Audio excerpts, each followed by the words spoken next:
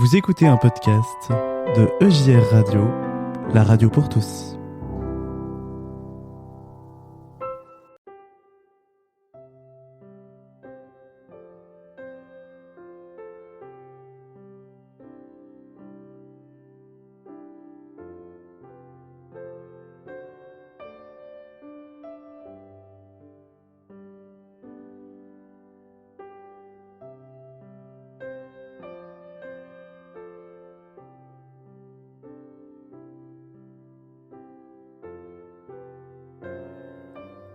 C'est l'heure du conte.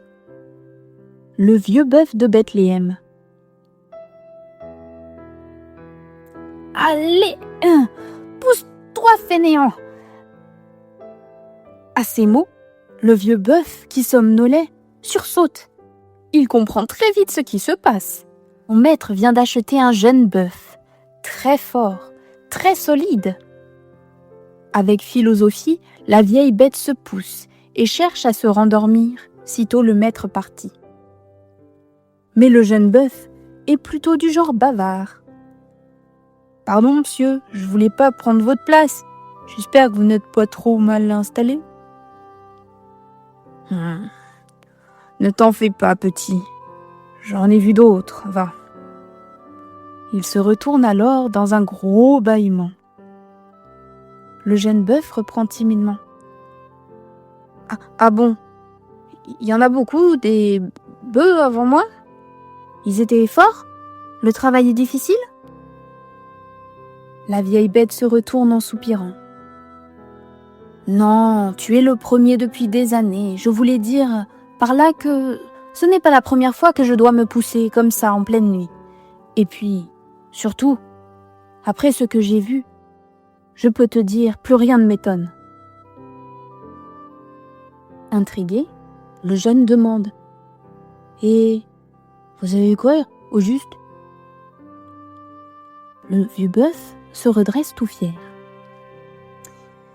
Eh bien, vois-tu, c'était une belle nuit d'hiver.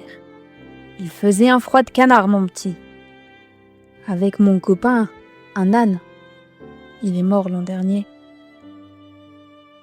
On se serrait pour se tenir chaud. Et voilà que notre maître entre dans l'étable, nous pousse et installe.